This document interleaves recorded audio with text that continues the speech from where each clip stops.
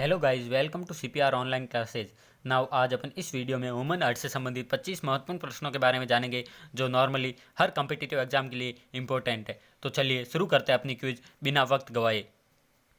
इस क्विज का पहला क्वेश्चन है, हृदय तथा उसकी बीमारी के अध्ययन को क्या कहते हैं। हृदय या उससे संबंधित जो बीमारी होती है उसका जो अपन स्टडी करते हैं उसे क्या कहते हैं। अपने पास ऑप्शन है कार्डियोलॉजी, हेप्टोलॉजी, ऑस्टियोलॉजी या फिर इनमें से कोई नहीं। तो इसका राइट आंसर है कार्डियोलॉजी। ये जो हेप्टोलॉजी है ये क्या एक मेडिसिन की ब्रांच है जिसका उपयोग लिवर डिजीज के लिए किया जाता है, ठीक है ना।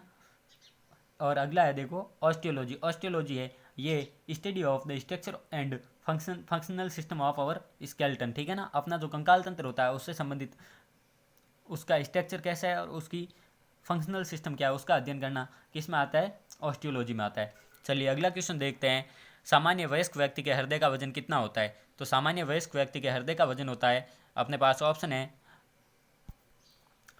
1350 ग्राम, 650 ग्राम, 300 ग्राम या फिर इनमें से कोई नहीं। तो इसका राइट आंसर है 300 ग्राम, ठीक है ना। और ये जो 1350 ग्राम है ये किसका वजन होता है, मानव मस्तिष्क का। मानव मस्तिष्क का वजन होता है लगभग 1300 से 1400 ग्राम के बीच में, ठीक है ना। चलिए अगला क्वेश्चन देखते हैं। हृदय को घेरे रखने वाली जो झिल्ली होती है जिसे अपन मेम्ब्रेन भी कहते हैं उसे क्या कहा जाता है। अपने पास ऑप्शन है पेरिकार्डियम, पेरिटोनियम, प्लूरा या फिर म्यूकस, ठीक है ना। तो इसका राइट आंसर है पेरिकार्डियम। इसका राइट आंसर क्या है, पेरिकार्डियम। जो अपने हृदय को जो घेरे रखती है झिल्ली उसे क्या कहते हैं, पेरिकार्डियम, ठीक है ना। और ये जो पेरिटोनियम है ये क्या है, एक पारदर्शी क्षीर झिल्ली है जो अपने अम्नी ओट्स में पेट की गुहा या फिर कोलोन की परत है, ठीक है ना। और ये जो फ्लूरा है ये लंग्स की इनर लेयर है, क्या है, लंग्स की इनर लेयर है। और ये जो म्यूकस है, क्या, म्यूकस, ये एक बलगम है, क्या है, बलगम है। पेट में एक खास तरह के बलगम का निर्माण होता है, ठीक है ना। और जो पेट क्या है स्वयं ही बनाता है। चलिए अगला क्वेश्चन देखते हैं। रक्त दाब का नियंत्रण कौन सी ग्रंथि करती है। अपने पास ऑप्शन है अधिवृक्क ग्रंथि, एड्रिनल ग्रंथि, उपयुक्त दोनों या फिर इनमें से कोई नहीं। तो इसका राइट आंसर है ऑप्शन नंबर सी, क्योंकि ये दोनों ही क्या है, एक ही है। चलिए आगे बढ़ते हैं।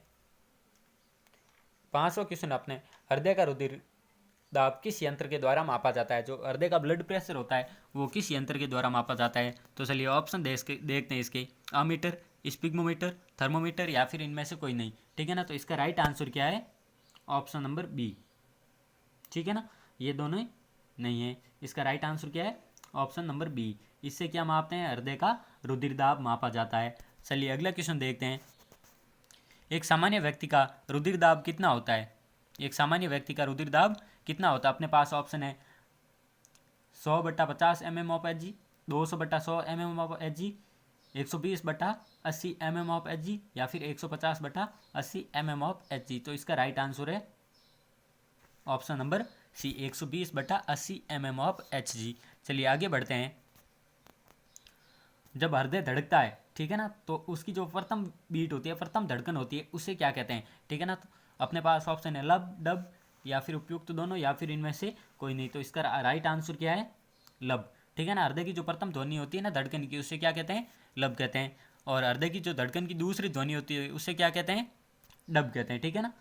अगला क्वेश्चन देखते हैं। हृदय ध्वनि को सुनने या हृदय की धड़कन को किस यंत्र से मापा जाता है, ठीक है ना। हृदय की ध्वनि सुनना या फिर उसकी धड़कन को मापना किस यंत्र का उपयोग होता है, ठीक है ना। अपने पास ऑप्शन है माइक्रोस्कोप, स्पिग्मोमीटर, स्टेथोस्कोप, ठीक है ना। स्पिग्मोमीटर अभी अपन ने देखा था क्या काम आता है, बीपी मापने के लिए, ब्लड प्रेशर मापने के लिए हृदय का, ठीक है ना। और ये जो स्टेथोस्कोप है ये किस काम आता है, हृदय की धड़कन मापने के लिए, ठीक है ना। चलिए आगे बढ़ते हैं।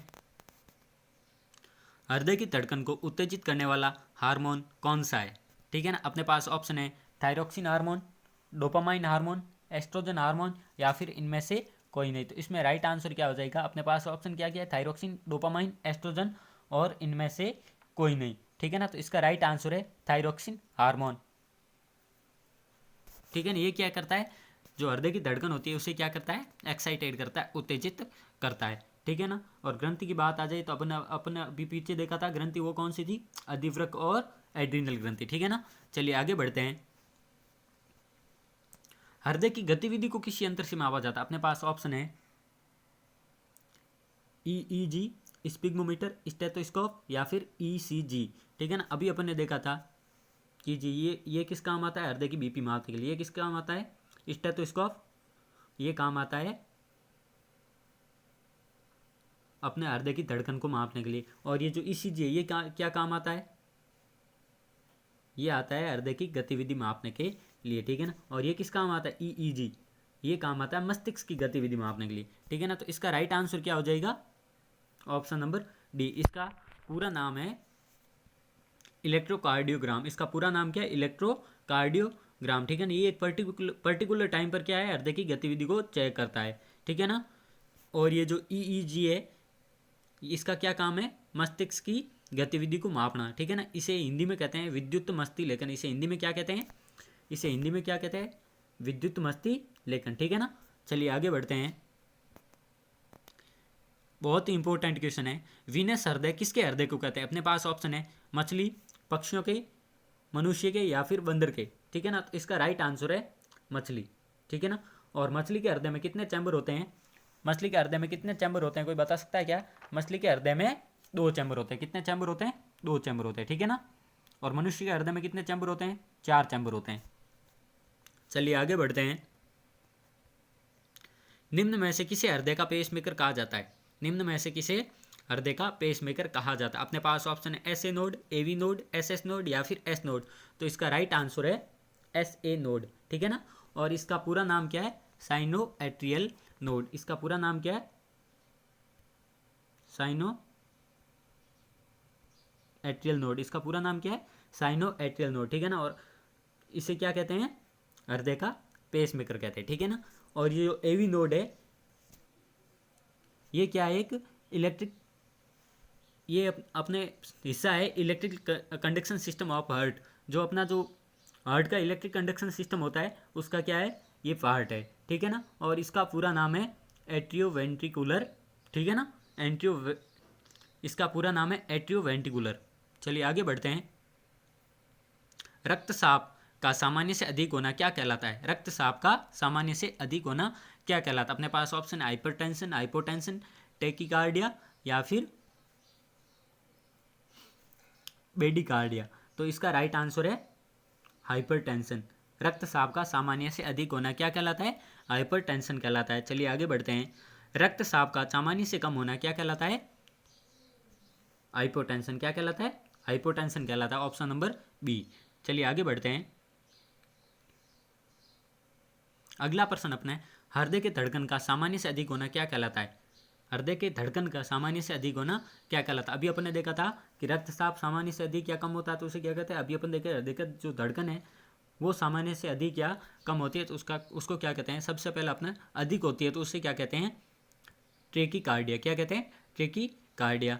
और अगला क्वेश्चन है, इसका राइट आंसर क्या हो गया, ट्रेकिकार्डिया।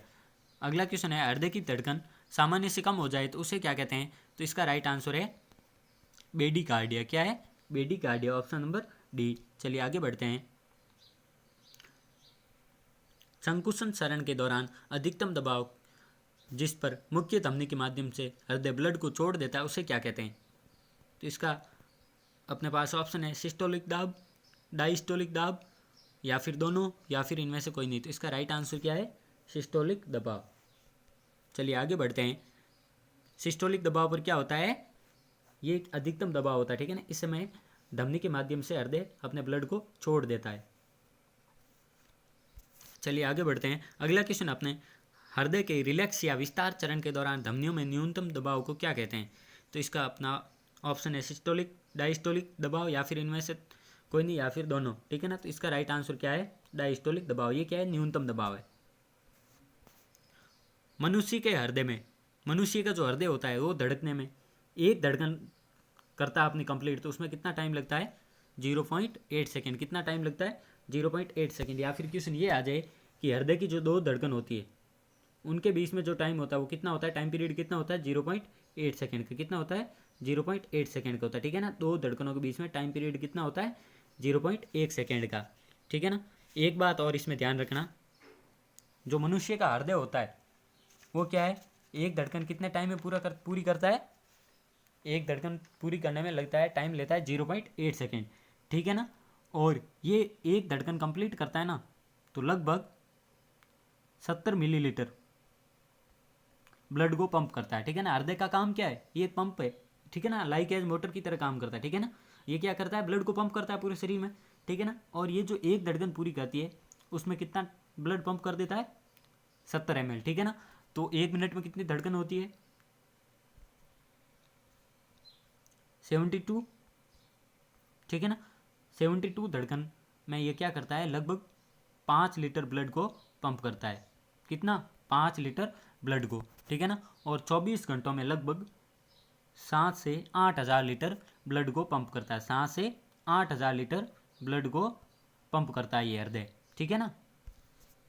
और यदि हृदय को कहीं पर बाहर रख दिया जाए तो ये जो उस ब्लड को पंप करता है ना तो ये 30 फीट तक उछाल सकता है, कितना, 30 फीट तक उस ब्लड को उछाल सकता है, ठीक है ना। तो देख लो हृदय कितना पावरफुल होता है। चलिए आगे बढ़ते हैं।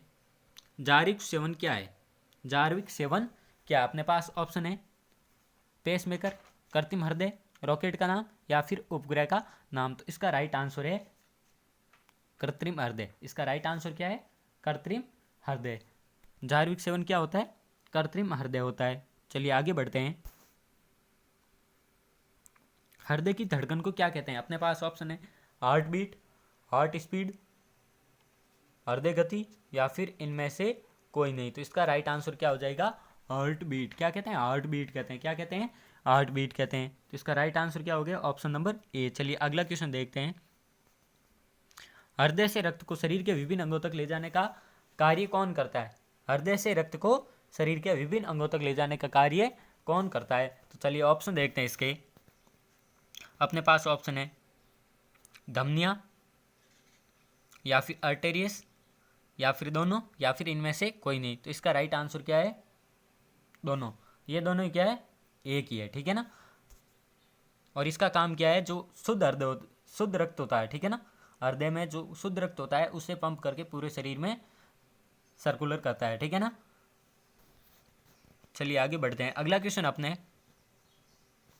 विभिन्न अंगों से हृदय में वापस लाने का कार्य कौन करता है। जो अशुद्ध ब्लड होता है, जो अशुद्ध ब्लड होता है,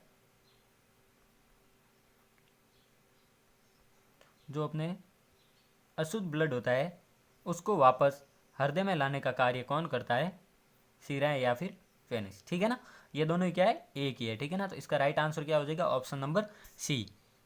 ये क्या करता है, विभिन्न अंगों से अशुद्ध ब्लड को कलेक्ट करते हैं, ठीक है ना, जिसमें क्या होती है, जिसमें क्या होता है कि कार्बन डाइऑक्साइड मिक्स होता है, ठीक है ना, उसे वापस लाने का कार्य कौन करता है, शिराएं करती है, ठीक है ना।